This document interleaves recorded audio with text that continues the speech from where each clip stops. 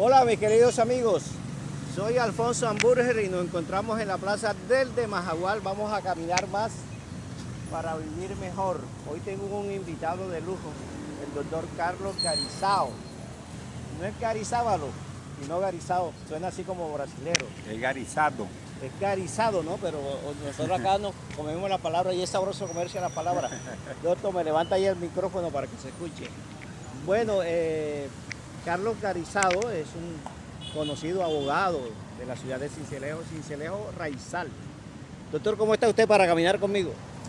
Bueno, magníficamente y bien acompañado. No lo dejan que usted haga su trabajo porque el público lo aborda. Hamburger, láncese al Pero consejo. no votan. La fama es una cosa y la política es otra. ¿Qué opina usted de la política? Comencemos por ahí, doctor.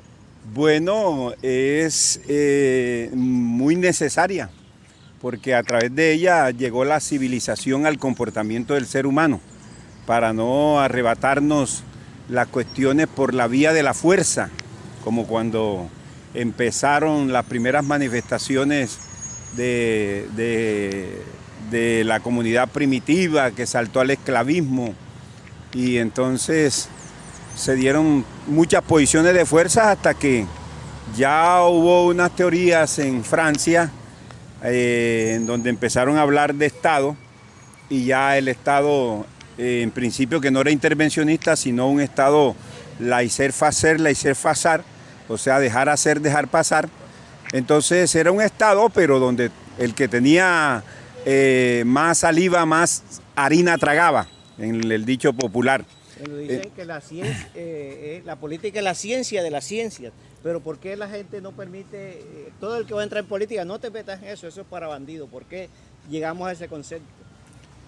Por la cuestión de la parte económica, porque si usted va a la Biblia, usted encuentra que Mateo, que tiene uno de los evangelios, Mateo era un publicano cobrador de impuestos. Y ya para la época ese cargo de cobrar impuestos y administrarlo ya estaba defraudado, porque los fariseos precisamente cuando vieron a Jesús comer con Mateo, o Leví en hebreo, entonces dijeron, bueno, pero y este no es profeta, y este no es el Hijo de Dios, y este, ¿por qué razón come con un publicano, un tipo de eso ladrón, degenerado? Y entonces Jesús los oyó y les dijo, hombre, yo les comento de que ustedes tienen la razón en que este sea un ladrón, pero yo fue precisamente por los enfermos, no por los sanos. Él es un enfermo, él me necesita a mí, ustedes no, porque ustedes son sanos. O sea, entonces la administración de la plata en la política es lo que trae esa animadversión de la gente hacia la política. Pero la política bien llevada da resultados y en el mundo hay países que han llevado la política bien llevada y han dado resultados. Algunos dijeron, bueno, pero ¿cuál? Dígame qué país aquí, particularmente con sistemas progresistas. Bueno, ahí estaba Evo Morales en Bolivia.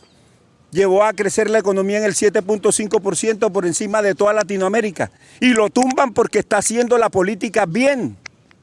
Hay celos. Bueno, pero este pasaje que usted ha relatado indica que eso de que la gente se asusta con la política porque la política es corrupta no es nuevo. No, eso no es nuevo. Eso es de vieja data. Es más, a Jesucristo precisamente lo matan los romanos porque ellos pensaron que Jesús les venía a arrebatar el poder político. Y por eso es que el Señor le dice a sus discípulos de que Él no vino a reinar acá porque su reino no era de este mundo. Él lo que vino fue a traernos salvación a través del sacrificio de Él en la cruz del Calvario por el pecado de nuestros primeros padres, Adán y Eva. Entonces, la política ha sido siempre celosa. Y dentro de la política que estaba el Sanedrín, que eran todos esos sacerdotes, Anás y todos los demás, estaban ahí en complicidad con el Imperio Romano cuando gobernaban a Judea. Y entonces ellos también sentían que el Señor les iba a quitar esa posibilidad de ellos mantenerse allí, en ese poder manejado por los romanos y por ellos que tenían el beneplácito de los romanos. E inclusive a ellos no les cobraban impuestos. Bueno, estamos caminando más para vivir mejor en este episodio con el doctor Carlos Garizado. abogados sin ser lejanos, pero una de las peores crisis que se ha presentado en nuestro país, que siempre ha sido violento, organizado, ha sido el pasado debate electoral. Hay euforia porque ganamos los petristas, ¿no? Yo creo que ahora todos somos petristas. Pero fue una campaña muy sucia, ¿no le parece? Bueno, ¿desde qué punto de vista? Las redes sociales han enrarecido mucho esto, ¿no? Los ataques. Yo creo que las redes sociales nos abrieron la cabeza, pero yo creo que ya meritan como un control, no sé, porque hablan mucho de la libre expresión de la opinión pública. Pero yo creo que sí debe haber un control, porque la parte sucia de que yo le hablo se presentó precisamente fue en las redes sociales. Bueno, o sea, pero usted antes controlaba todo, ¿no? Usted antes controlaba, el periodismo controlaba todo, y la pregunta para usted, que es el periodista, ahora se la hago yo. Y antes no había suciedad cuando había la política y todas sus dimensiones propagandísticas y todo manejara nada más por la prensa, que no había redes sociales, no había porquería. Era un control exacerbado, ¿no? Porque todo, en los periódicos se publicaba lo que le convenía a los quienes estaban desde el poder. Exactamente. Lo que pasa es que las redes sociales sí. nos han abierto la cabeza, pero yo creo que ya esto ya hay que ponerle control, porque yo creo que ya Petro llamó a una unidad nacional, ¿verdad? Sí, señor. Uribe hizo lo correcto, Petro está haciendo lo correcto, pero todavía en el público queda esa pelea. Estamos muy divididos y las redes sociales se prestan para eso porque no hay un control, no hay un consejo de redacción, diría yo. Sí, sí. Claro que ya usted allí tiene que pensar en algo. Y ese algo es que cuando usted va a comprar a un almacén, usted escoge. Así no tenga cultura de compra, usted escoge lo que le gusta. Por instinto incluso. Sí, exactamente, y muchas veces... Por gusto. Por gusto, y generalmente el gusto va acompañado de calidad, porque a veces uno no compra lo que quiere, porque el ojo pone, su punto de vista es en lo de calidad. Entonces así con las redes sociales también. Habrá muchas cosas en redes sociales, por ejemplo, yo ya no veo informes de semana, ni informes de Vicky Dávila, ni nada de esa cosa, porque eso es tóxico. Esa niña no se ha dedicado sino todo el tiempo y ese medio a desbaratar y a desbaratar y a echar carbón y a echar carbón, y entonces no fundamentan nada. Y lo peor es que está influenciando 30 millones de colombianos. Exactamente, que ya... Arrancó con 70. Que ya... Con 70.000 personas y ya está en 30 millones, dicen los estudios, ¿no? Yo no lo creo. Porque si hubiese sido así, Petro no fuera presidente. Que no lo metan a usted ahí. No, y yo no lo creo, porque si hubiera sido así, Petro no fuera presidente. Porque ya la última portada de semana era guerrillero o ingeniero. Un signo de interrogación. Entonces, por favor, hombre, ¿cómo nosotros aquí vamos a... eso limitamos el debate. Claro, entonces ya una persona que hace 32 años dejó las armas, un hombre que negoció, un hombre que ha demostrado que tiene paz, que momentos de paz y todo lo otro, como todavía no lo perdonan. Es más, los movimientos cristianos, como ese encabezado por el tal John Milton Rodríguez, un hombre con una iglesia grande en Cali, y venir a tratar a Gustavo Petro como el guerrillero, el de las armas, el que mató. Óyeme, ¿y entonces qué clase de evangelio practica ese señor? ¿Ah? Si Cristo a los que lo mataron le dijo al Señor, perdónalos porque no saben lo que hacen. Y este hombre negoció. Pero esta gente, por estar detrás precisamente de los calzones de Uribe, entonces ellos perdieron toda visión hasta en el orden espiritual, porque eran eran cristianos trinitarios de Dios Padre, Dios Hijo y Dios Espíritu Santo. Y hoy les desapareció dentro de la Trinidad el Espíritu Santo, porque hoy es Dios Padre, Dios Hijo y el Espíritu Santo de ellos, Álvaro Uribe. Entonces, es algo que tiene que aclararse, es algo que tiene que decirse, porque no puede continuar esto en esta forma. Y cuando yo lo estoy diciendo, lo estoy aclarando. No me estoy refiriendo a un concepto sectario sobre eso, sino que yo también, como cristiano evangélico, tengo que morigerar el lenguaje. Y cuando estoy aclarando esto, no estoy echándole carbón a nada. Lo que estamos haciendo es precisamente aclarando. Y nosotros tenemos de ahora en adelante, porque ya Petro dio el ejemplo, Alfonso Hamburger, llamó a todos y todos han caminado. Hasta Uribe dijo, vamos a hablar Hizo con lo él. correcto. Y es el presidente de Colombia. En el caso de Milton, se me ocurre decir que eso está planteado en El mono desnudo, ¿no? Del señor Morris, que lo escribió en 1967, donde dice que nosotros tenemos un instinto animal y lo que nos hace diferente del animal es la creatividad, pero una creatividad que sea positiva, ¿no? Doctor, hablando sobre, yo como periodista tengo que defender la libre expresión, pero toquemos el caso de la cantante, que es una cantante que no me gusta a mí, no está en mi género, Marvel. A mí es una cantante más de mediática que de escenario, ¿no? Y del señor Bernal, es un buen deportista, ganar el Giro de Italia y la Vuelta de Francia no es fácil.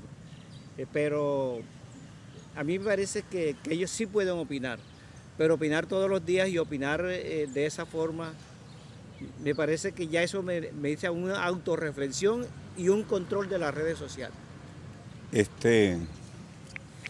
Bueno, usted lo ha dicho, la libertad de opinión está y eso no se puede. Y ellos escogieron, lo que es que particularmente Marvel escogió con frases lapidarias, como decir, por ejemplo, que cómo se iba a votar por Petro si Petro no servía ni para abono de la tierra. Y decir que la otra parecía un gorila. Sí, decir que la otra era King Kong, que lo otro. Entonces, ahí también se refleja algo, Alfonso, y es la falta de cultura de la niña, porque Marvel puede haber sido conocida por su collar de perla, porque no tiene más nada en su... Pero ella, desde el punto de vista del intelecto, como para desarrollar, como para lo otro, usted no le ve nada. Porque el solo hecho de referirse a una persona como Francia Márquez, como que es un King Kong, y Francia Márquez responderle y decirle, Marvel, ¿por qué me odias tanto si yo soy admiradora tuya? Vamos a darnos un abrazo. Yo no acepto abrazo suyo. Óigame, eso es una cosa que ya... Andan buscando es tráfico. Sí. La gente lo que anda buscando es tráfico. Sí, entonces ella empezó a mirar, es el momento, y es una niña que, como dice usted, además de que su género musical no está en los gustos de uno por acá, generalmente de todo costeño, es una niña que vive desde los contratos con el estamento público. El estamento público es el que le ha dado vida y de pronto en eso era que ella estaba pensando que con Petro eso se le podía acabar.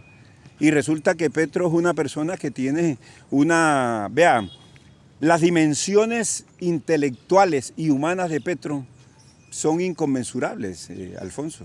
Es un hombre que lo ha dicho ya en la primera entrevista que le dio a Daniel Coronel en la revista Cambio. Dice, no, yo no me voy a ensoberbecer, porque si yo me ensoberbezco yo a mí y vamos a hacer los chachos y lo otro, nos tumban, nos caemos aquí.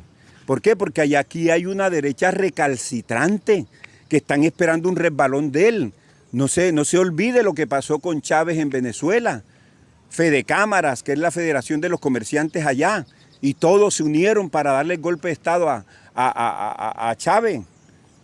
¿Orquestados por quién? Por los Estados Unidos. Estados Unidos cogió y le dio también el beneplácito a Petro con el canciller Antonio Blinken, ¿verdad? A los tantos minutos lo llamó y a los 2 días Biden lo llamó porque Joe Biden está y conectado en temas con Petro como el del medio ambiente, porque Joe Biden hoy le están cobrando en los Estados Unidos de haber parado el oleoducto que traía el petróleo de allá de Alaska para traerlos hasta acá cruzando por Canadá y todo lo demás. Pero eso traía un daño irreversible para la naturaleza, más del que en este momento tiene. Y Joe Biden dijo, paro esto, y lo paró. Ahora con la guerra de Ucrania y Rusia, o la intervención militar especial de la que habla Putin en Ucrania, ¿verdad? Al sancionar la Unión Europea con los Estados Unidos a la cabeza el petróleo y el gas ruso, entonces hay un problema grandísimo. Y entonces le están reclamando a Joe Biden, pero Joe Biden está identificado en eso, en que las energías sean verdes, que es lo que Petro está proponiendo, y lo que ha dicho de parar los contratos de exploración y de explotación. Los que están ya siguen, se concretan para que la seguridad jurídica del país no caiga en el hueco. Y fíjese la paradoja del mundo, que Europa va a volver otra vez al carbón por estar con la mezquindad de parar a Rusia por parte de los Estados Unidos. Estados Unidos no le puede dar ni el gas ni el petróleo, ojo, que lo obtienen a través del fracking. Y el fracking está trayendo inestabilidad de tierra, particularmente en Texas y California, de una manera horrible, porque eso tienen que romper la tierra abajo. Y además contaminan las 19 fuentes de aguas naturales que Dios nos dejó a los seres humanos por debajo de la tierra para cuando hubiera sequedad. Entonces, Petro dice, vea, me va a tocar a mí ser el gobierno que más carbón venda por este problema de allá de la intervención militar de Rusia en Ucrania. Entonces, los Estados Unidos también, además de eso, que tienen esa identidad y que le dieron el beneplácito a Petro, están pensando, Alfonso, en las 9 bases militares que tienen aquí. Claro. Esas 9 bases se tienen que ir de aquí, porque esas 9 bases no hacen nada aquí, Alfonso. Esas 9 bases lo que tenían era un punto de convergencia ahí para ver en qué momento podían agredir a Venezuela. Claro, sí. Venezuela no ha sido agredido porque tiene el respaldo de Rusia, pero de lo contrario Estados Unidos lo hubiera hecho trizas, ¿verdad? Y mucha gente se pone a hablar de que Chávez, que el chavismo, que Maduro, que un bruto, que no sé qué, que mire cómo están, que nos van a volver como Venezuela, que... Pero nadie habla de la intervención asesina y el bloqueo asesino, inhumano que Estados Unidos le tiene a Venezuela y que es el que le quiere dar a Rusia ahora, pero ahí se chocaron. Ellos con la Unión y con la Unión Europea se chocaron. ¿Por qué? Porque cuando un grande le va a dar palo a otro grande, tiene que esperar también un garrotazo de un grande. Claro que sí. ¿Me entiende? Entonces, ese es el gran problema, Alfonso, que nosotros tenemos en este momento, y yo creo pues que lo de Petro aquí va a ser muy fructífero, y las puertas abiertas que tienen son maravillosas. Bueno, estamos aquí en la Plaza Cultural de Majagual y vamos a tratar el tema de Sincelejo, pero no vale la pena. Mira cómo está la basura ahí. Se está deteriorando mucho la Plaza de Majagual. Sí, Sincelejo ahora sin alcalde, y con el alcalde era lo mismo, pero bueno, doctor, vamos a hablar el tema que tiene que ver con las pensiones, que es un tema muy palpitante, difícil, por el anuncio de Petro de los 3 millones de viejitos que merecemos al menos 500,000, ¿no? ¿Usted cómo observa usted lo de la bomba pensional? ¿Cómo lo analizaría? Bueno, aclarando primero que todo que Petro no va a expropiar dinero de pensionales, porque eso, imagínense, sería un despropósito ante los propósitos que tiene él con el bienestar de la población y de los trabajadores y de los pensionados. Entonces, cuando se está refiriendo a las pensiones, Petro, y habla de unos pilares, que fue lo que no alcanzó a aclarar Fajardo, se trata de que usted sabe que aquí hay salario mínimo, 2 salarios mínimos, 3 salarios mínimos, 4 salarios mínimos. Entonces, ¿qué es lo que Petro está proponiendo? Hay 2 sistemas pensionales en este país que conviven y no son excluyentes, pero que tienen cada uno su manera de operar. ¿Quién los trajo? Los trajo la Ley 100 de 1993, promovida cuando Uribe era senador en el Congreso de la República. Entonces, ¿qué pasó con esa cuestión de la pensión? Que anteriormente usted tenía nada más el Instituto de los Seguros Sociales y tenía al cotizante. O sea, usted como trabajador y el Instituto de los Seguros Sociales. Entonces ya usted cumplía en ese régimen que ahora se llama en la Ley 100 del 93, régimen de prima media con prestación definida. Usted tenía allí 2 requisitos para acceder a la pensión. ¿Cuáles eran? La edad, 60 años, y las semanas cotizadas, 1.000 semanas. 1.000 semanas son 20 años de trabajo, porque cada año de trabajo tiene 52 semanas. Claro. Entonces, eso pasó. Cuando vino la Ley 100, se aumentó 62 años la edad y para los hombres y 57 para las mujeres, porque las mujeres estaban en 55. Y quedaron las mismas 1.000 semanas, pero después se reformaron a 1.200 y después a 1.300 semanas. Es actualmente. Es actualmente. Entonces, allí en eso, la Ley 100 crea lo que se llama los fondos de pensiones privados. entonces empiezan a engañar a la gente para que se vaya para los fondos privados diciéndole que una vez lleguen a tener los objetivos de pensión allí, inmediatamente ellos van a irse para Hawái a rascarse la barriga y eso va a ser sabroso, eso es plata tutiplén, que el sistema público se iba a quebrar. Es más, le cuento algo, con el beneplácito del gobierno de Uribe estaban promoviendo la quiebra del Instituto de los Seguros Sociales. Oye, claro, y mucha gente se volcó allá, entre ellos mi esposa, y siendo abogada también y teniendo al esposo aquí laboralista, y no se hace la consulta. Hoy estamos haciendo la demanda para regresarnos acá. ¿Por qué? Porque ese régimen de ahorro individual con solidaridad, que es el de los fondos privados, usted allí se pensiona no con los dos requisitos de edad y semanas cotizadas, sino que usted ahí se pensiona es cuando el capital que usted tiene en el fondo privado genera un 110% de un salario mínimo legal mensual vigente y entonces usted pasa a programar su pensión en una de 4 modalidades que trae la Ley 100 del 93, que se llaman renta vitalicia común y otras 2. Entonces, ¿qué se mete allí en ese momento, don Alfonso? Se mete el ente privado. Ya no es el cotizante con el seguro social. Ahora en el fondo privado, privado está metido Sura, por ejemplo, que es del Grupo Empresarial Antioqueño, y las otras empresas de Luis Carlos Sarmiento Angulo. Entonces ellos empiezan a administrar esa plata. Con esa plata empiezan a hacer inversiones en puentes como el de Chirajara, que se cayó, ahí perdió mucha gente plata. ¿Se cayó o lo tumbaron? Bueno, se cayó una parte y la otra la tumbaron. No, parecía que fue que lo dehabitaron porque no iban a coincidir. Bueno, imagínese usted entonces. Peor todavía. Peor todavía, porque imagínese cuánta plata se perdió allí de los fondos privados, de los cotizantes de fondos privados. Entonces, Petro, ¿qué sucede? Que como cuando uno hace la especialización en Derecho Laboral y Seguridad Social, a uno le enseñan en la Universidad Alfonso que los cotizantes en el fondo público deben ser así, una pirámide invertida, o sea, así. La base arriba y el vértice abajo. La base de cotizantes arriba y los que se pensionan abajo, o sea, que siempre haya mayoría cotizando para poder pagarle a los que se pensionan. Esa es la pirámide invertida del viejo periodismo, ¿no? Ahora lo hicieron al revés. Ah, bueno. Entonces, ¿qué pasó allí? Que cuando se crea el fondo privado a través de la Ley 100, entonces viene el gran problema. Se le salen de salida 27 billones de pesos al Instituto de los Seguros Sociales y queda inmediatamente cojeando con un bastón.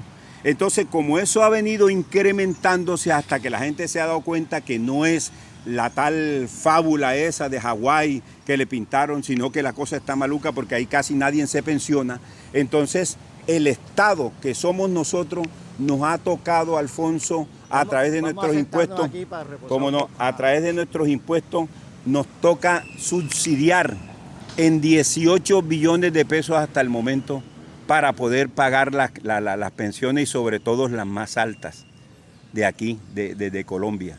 Entonces, Petro dice, no va a desaparecer los fondos que tienen el sistema de ahorro individual con solidaridad, que son los fondos privados.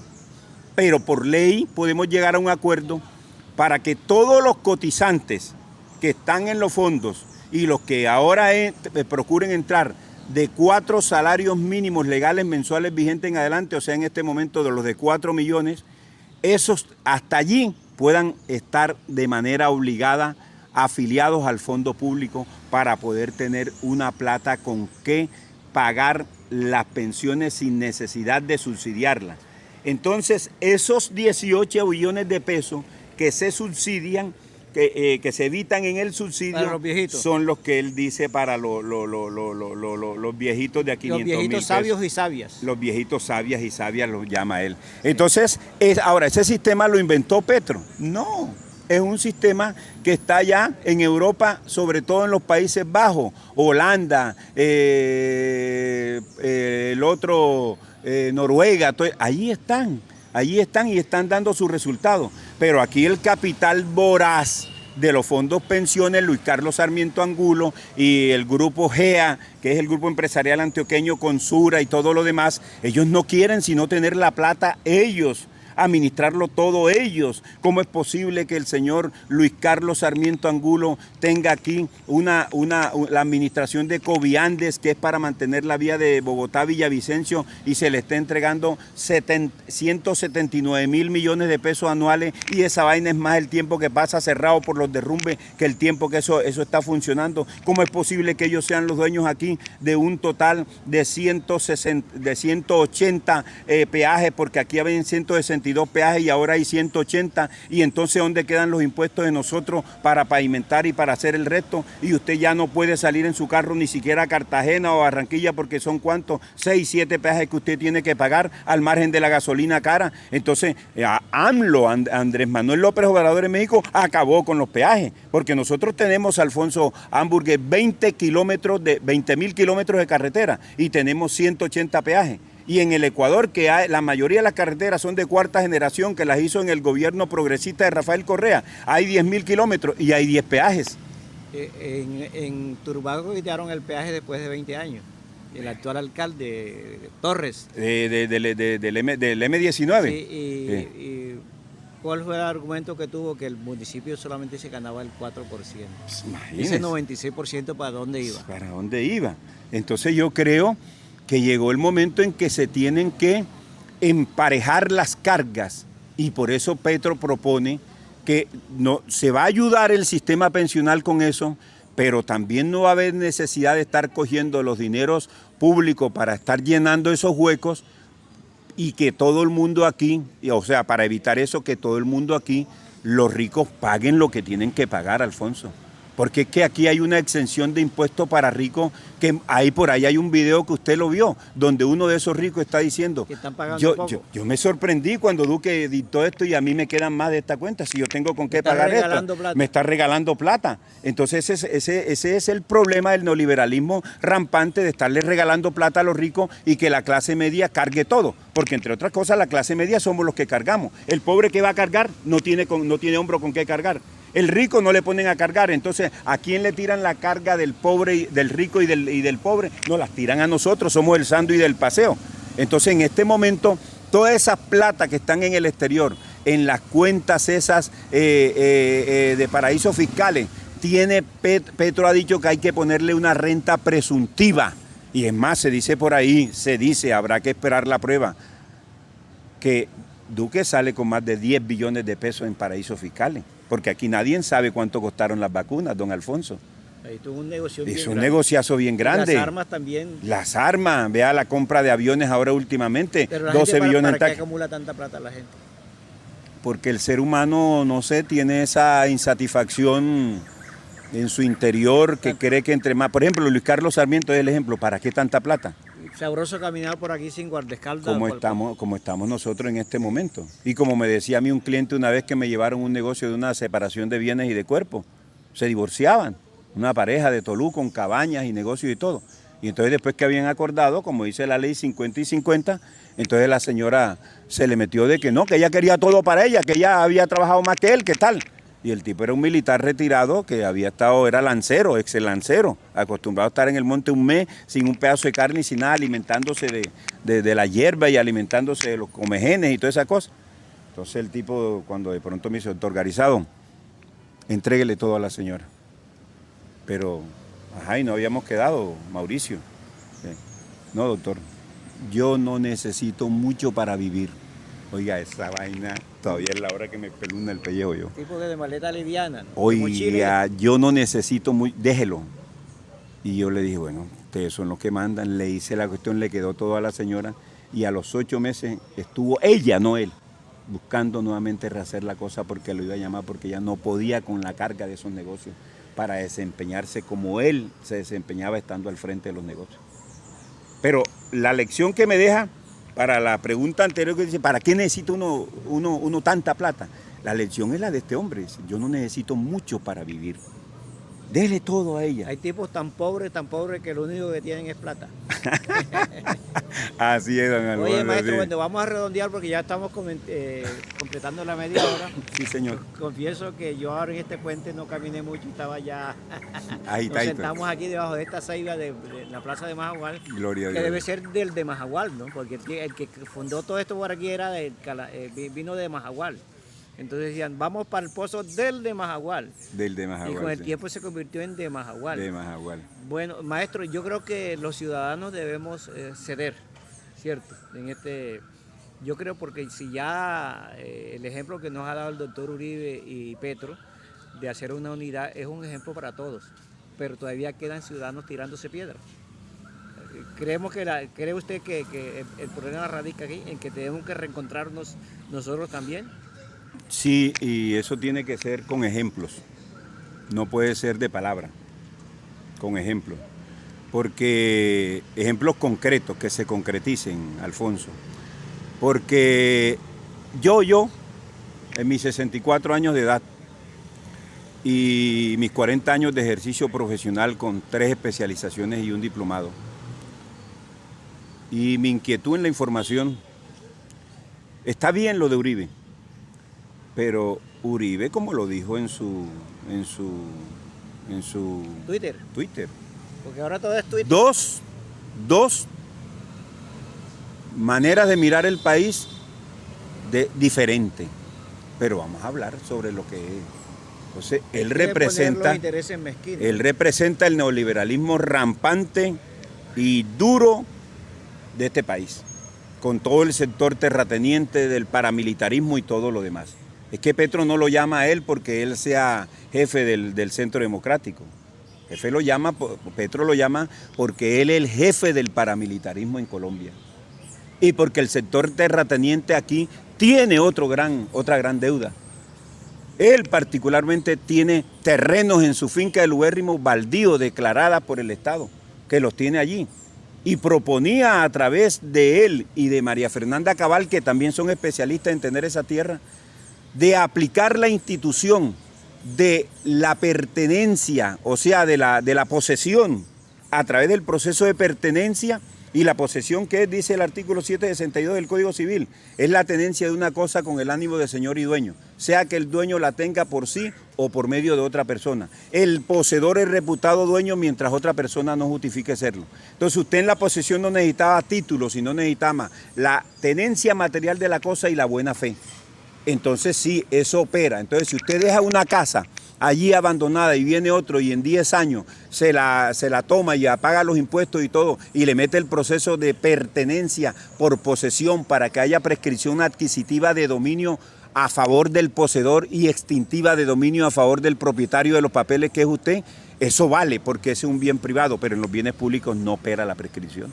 Claro. Entonces yo puedo en este parque, aquí me puede dejar el alcalde construir una casa aquí, un cuarto, y duro 25 años, y después que voy a reclamar la propiedad me la niegan porque esto es imprescriptible. Entonces Uribe con la Cabal y todo su centro democrático pretendían todas esas tierras que tienen adueñadas, porque ellos han sido especialistas en coger, tienen 100 hectáreas y redondean 500, 400 que son de terrenos baldíos del Estado. Entonces después quieren que por buena fe se las entreguen. Pero es que ese es un terreno público, eso no es imprescriptible, eso no puede operar ese proceso de pertenencia allí. Ni la prescripción aquí. Fue lo que pasó en Cartagena con la mulata, ¿no? Exactamente. Con el kiosco del Boni. Así es. Está en el terreno de la nación. Así es. Entonces Uribe va a hablar de sus intereses y del estamento que él representa, que es el estamento más atrasado de Colombia y el que más atraso le produjo a la historia del mundo. La historia del mundo se ha desarrollado entre comunidad primitiva, esclavismo, feudalismo, capitalismo y la primera etapa del comunismo, que es el socialismo en muchos países. ¿Y qué sucede? Que la etapa, si usted la estudia bien, la etapa del periodo histórico que más atraso le ha producido a la historia del mundo es el feudalismo, porque el señor feudal no quiere sino tener como aquí. Pero el feudalismo está de mentalidad. No, y de hecho, Dígame usted Pero hay si el primer punto del acuerdo de paz eran 3 millones de hectáreas para entregárselas a los campesinos. Y por eso han matado gente. Y por eso no quieren negociar. Y ese es el punto álgido en este momento. Ese es el punto que va a tratar, Uribe con Petro. Me refiero al feudalismo que se notó mucho en el pasado debate eleccionario. Pero había personas que tienen 100 hectáreas, 20 hectáreas y se creen feudales. Ah, bueno, sí, pero no lo son, sino que al punto en que nosotros nos referimos es a los verdaderos terratenientes. Por ejemplo, Alfonso, ¿cuántas veces ha ido usted a Tolú en todo el tiempo que usted tiene de estar en Sincelejo? X cantidad de veces. Y usted encuentra las mismas haciendas de lado y lado con 3 mulos, un caballo y 10 vacas. Y usted no encuentra ahí un tomate, usted no encuentra un ají, usted no encuentra un aguacate, usted no encuentra ni siquiera plátano, un tierra fértil. Entonces, y usted, exactamente, y usted va allá después a la playa y encuentra a nuestras negritas de 12 años preñadas vendiendo panelita de coco y bollito de coco desde hace décadas. Y tenemos ahí un mar Caribe que es una riqueza y una Universidad de Sucre que debe tener una facultad de oceanografía y que esos negros y toda esa gente nuestra de ahí de Tolú debieran ser los primeros. Es más, yo de manera sectaria he dicho que la Fuerza Armada Naval Colombiana debe ser fundamentalmente de costeños porque los mares están en las costas, pero aquí a los costeños nos tienen negriados en todo tiempo y usted encuentra eso en Tolú, esa discriminación, los negros allá metidos y viviendo de la misma cosa hace 80 años y encuentra todo eso por allá, por donde está el hotel ese que han construido los cachacos paisas, han venido a adueñarse, a apropiarse de eso de manera irregular, de manera ilegal y así mismo han construido, porque yo estuve por allá y me di cuenta que usted en la orilla encontraba pedazos de popó, allí en la orilla por la mala construcción de edificios y de hoteles que han construido por allá. ¿Y de quién es eso? De los paisas. Y vaya a ver cómo se adquirió eso, si eso tiene una regulación legal. No la tiene. Entonces nosotros tenemos que procurar en estos momentos de que realmente esto pueda cambiar, de que la costa pueda tener la riqueza que pueda tener, de que Tolú pueda cambiar. Y yo creo que llegó el momento, Alfonso, llegó el momento y yo tengo mucha esperanza que aquí el poder terrateniente pueda ceder, porque Petro no ha hablado de expropiación, ha hablado de alquilar las tierras porque son 20 millones de hectáreas de tierra y solamente fértiles y solamente producen 8 millones y medio de hectáreas. Y tenemos a raíz de eso que importar 16 millones de toneladas de alimentos. Y él dice, vamos a alquilar esas tierras para ponerlas a producir. Y si hay plata en el campo, hay plata en la ciudad. Y además lo de la expropiación la tiene la Constitución Política desde 1886 y la de 1991. La del 86 decía el artículo 30 en el inciso 4. La propiedad privada es una función social que implica obligaciones. ¿Qué quiere decir? El que tenga plata, póngala a producir y el que tenga tierra, póngala a producir. Si usted no lo hace, el Estado lo hace por usted. Claro. ¿Cómo vamos a tener esa cantidad de hectáreas de tierras improductivas? Sencillamente porque Petro decía, y usted lo averigua como buen investigador que es usted, Alfonso, en Estados Unidos no hay terrateniente. Nadie se atreve a tener más de 1 hectárea de tierra allá, porque el impuesto del fisco es grandísimo. Ay, usted aquí tiene una persona con 3.000 hectáreas, ¿cuánto tiene el ubérrimo? ¿Cuánto tienen otras? 3.000, 5.000 hectáreas. Ahora, ¿cuánto cree usted? Ahora le hago yo la pregunta a usted como periodista. ¿Cuánto cree usted que pagan por impuesto predial unificado 1 hectárea de tierra y un terrateniente en Colombia? No sé, pero yo sé que lo pagan solamente cuando la van a vender. No tienen hábito. No tienen hábito. ¿Tiene algo así de un chimborazo por ahí? Millones por hectárea. ¿Millón por hectárea? 80.000 pesos por hectárea y no los pagan. Ellos lo liquidan cuando van a vender. Pero 80, porque el hábito que tienen. Pero 80.000 pesos, hamburger. Yo tengo que pagar por mi casa en Florencia 120.000 mensual. Y por mi oficina aquí en el centro tengo que pagar casi 150.000 mensual. Y ellos por 1 hectárea de tierra pagan 80.000 pesos y no los pagan. Una descompensación. No, una barbarísima. Entonces, eso es lo que tiene el país así, que quienes tienen que pagar los impuestos no los pagan y tienen las mejores tierras, tienen los mejores ingresos, lo de la renta, aquí no hay un impuesto de renta para esa gente. Usted hace un contrato con el Estado y usted tiene que pagar por cada peso 35 centavos. Y los grandes ricos aquí hacen un contrato, los banqueros y los demás, hacen un contrato con el Estado y lo que tienen que pagar son 5 centavos. 5 pesos. Y usted paga 35. No. Entonces es una descompensación y así. Se acomodaron las leyes, ¿no? Sí, Para ellos. totalmente. Entonces yo creo que llegó el momento, tenemos que pensar que Colombia tiene que salir de esto, no nos podemos seguir matando, hay que cambiar el discurso, pero como se lo dije en principio, tenemos que esperar los hechos. Y por eso me alegra que Roy Barrera haya quedado como presidente del Congreso, porque es un hombre que sabe. Es un hombre que sabe y ha tocado las puertas ya sin sectarismo y sin nada y está comprometido con la paz. Como me agrada también el nombramiento de Álvaro Leiva Durán como canciller. Excelente. Excelentísimo porque es un hombre de la pupis, de la non plus ultra en Bogotá. Y sin embargo, el tipo todo el tiempo ha estado arriesgando su vida metido en las cuestiones del proceso de paz. Y fue puntal 1A en los procesos de La Habana, que eso no se lo han reconocido. Y ahora cuando Petro dice... Es la Cancillería de la Paz para que el mundo sepa y Colombia sepa que nosotros tenemos que hacer triza la paz. No lo que dijeron estos cuando gobernaron hace 4 años. Vamos a hacer trizas la paz. No, aquí se va a hacer trizas la guerra. Y eso es lo que nosotros necesitamos para salir adelante. Y le termino diciéndole esto, Alfonso. Hay un video que rueda por ahí de un jovencito donde se está tirando de una montaña de arena. Y llega al mar y dice, esto es Colombia en tal parte. Después va a Caño Cristales, el río de colores, que es el único en el mundo. Dice, esto está en Colombia. Y después va a la Sierra Nevada, aquí hay 3 climas, y aquí hay esto, y después va esto. Todo. Nosotros en Colombia lo tenemos todo para que la paz aquí nos pueda dar a nosotros un ingreso por turismo, casi que como el que tiene Costa Rica, que yo estuve allá.